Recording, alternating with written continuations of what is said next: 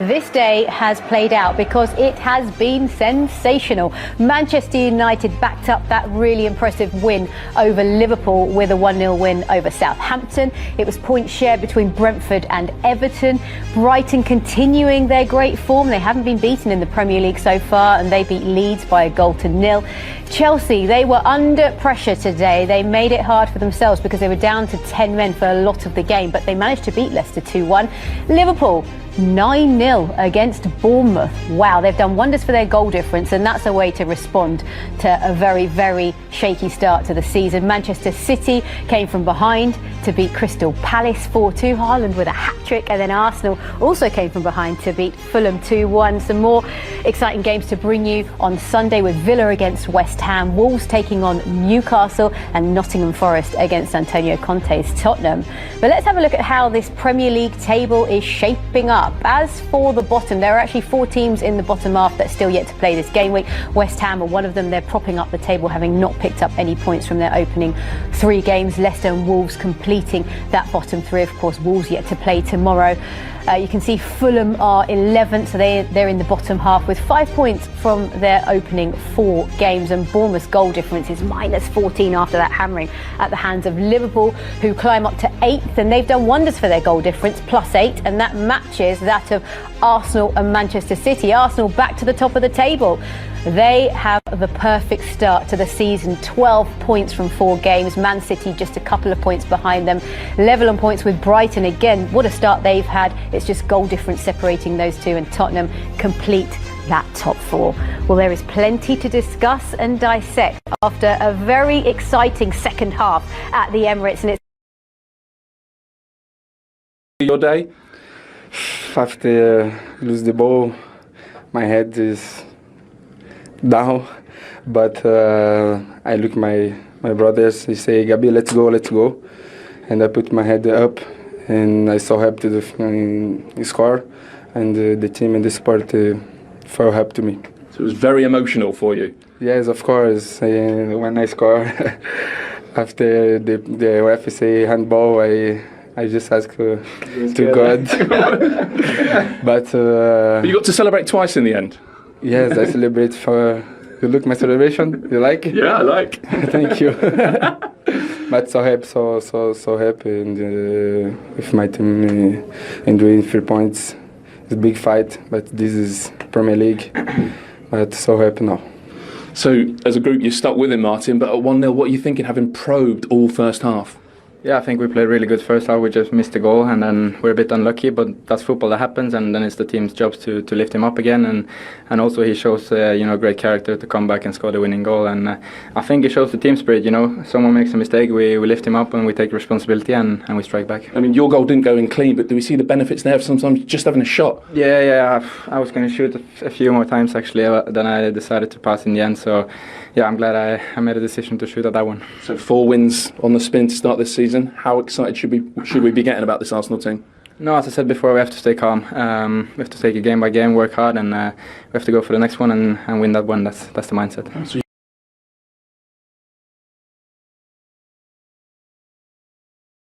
team and fans at the moment. Yeah, it's a great chemistry, and I think we make a mistake, we get 1-0 down, but they keep supporting us, and it helped us a lot in the end. So we're grateful for all the support we get. So there's some dispute about this Player of the Match award, isn't there? Are you happy to hand it over, Gabriel? I know you wanted it for yourself. Of course. Not of course. You want it yourself, huh? Give it to me. Okay, to you. No, Take it. No, take it. Thank you. that was brilliant. Mo, you scored a few late goals in your career. Must be a great feeling. Obviously, the opposition get no time whatsoever to hit back at you.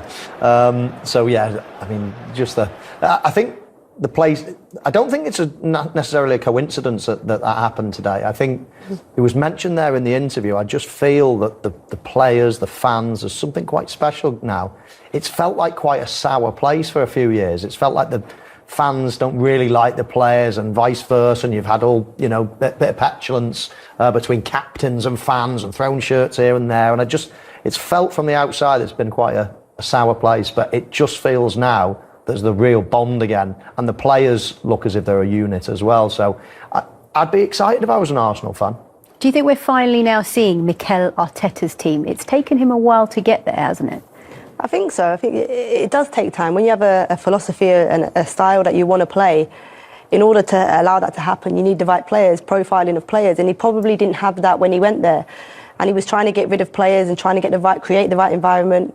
And I think that he's got that, or he's close to getting that now. And the players have bought into what he wants to do. And you can see that, as Michael says there, with the team today. You haven't seen an Arsenal team when a player goes down from a foul, they get round him and they're together and they're picking him up. And yeah, it looked ugly at times, you know, and the referee had to get involved. But we haven't seen an Arsenal team that have backed their teammates up as much as they did today. And it is, as an Arsenal fan, it's really good to see. And as you mentioned, are they onto something special? They could be. They could be, because they're unbeaten so far this Premier League season. They have had the perfect start, but they didn't have the perfect start in this game, did they? Because it was Mitrovic that got Fulham off the mark, and again delivering what he has done best this season. Yeah, I mean, fair play to Fulham. They tried to pen them in from that throw in, and look how many bodies you can see in that picture of white shirts. I mean, so they've done their homework. They wanted to nick the ball off them, and they did. I just feel that this is almost Pep Guardiola-esque, isn't it? The midfield player. Look at Tierney in the centre there. That's the left back.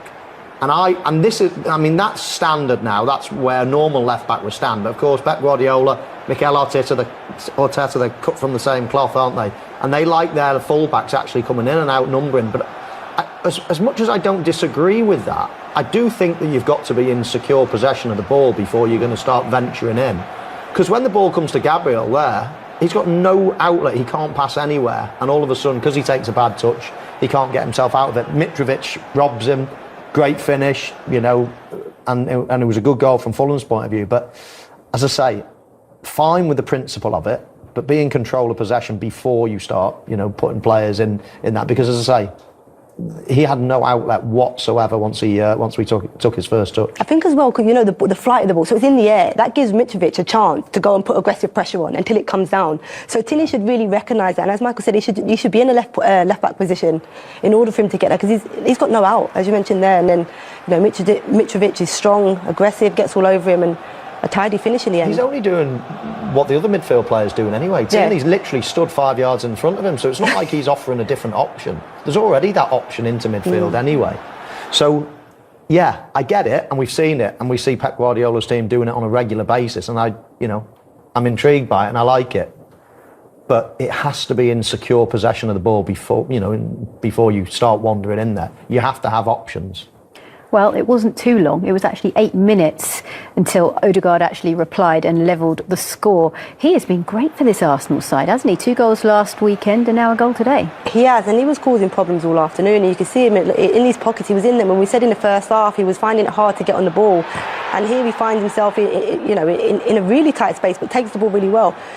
We mentioned in the first half about just stretching. If you look at Jesus, he's running behind. I think that just drags the defender slightly, which just gives Odegaard enough space for somebody of his quality to open himself up and get that shot away. Slight deflection, but a fantastic finish for Arsenal and Odegaard. But he was consistent in those pockets all afternoon for Arsenal, and it was only a matter of time before something happened for him. And yes, there was a bit of luck with it, but I think that you get your own luck. And because he was, as I said, because he was consistent and getting in between those lines, I think he deserved that goal in the end. It's those players that can play in those short spaces, they're the real class acts. Anyone can play with loads of space, anybody. But you see there, but you see in tight situations there, he gets played the ball and there's still 3 or 4 players and he throws his leg over just to create another inch of space. And obviously, it almost, once you throw your leg over, you then can push off your right foot and then bang with your left foot. I mean, it's class. It's pure class, being able to work in tight areas like that, and he can do it. And as Farah said in the first half, it's for Arsenal to create those spaces in between the lines, to get their magic players like that playing, because there was just not enough space in the first half, but that was then created, and then the little magician came up with the goal. And then, after the mistake that we saw from Gabriel earlier on in the match, he then redeemed himself and snatched a very late winner. He did, and it come from the delivery. Martinelli's deliveries today from set pieces wasn't great, and he actually puts it, they were all going quite far and lofted, but this one's just right in the mixer, right in that near post area where it makes the keeper have to make a decision.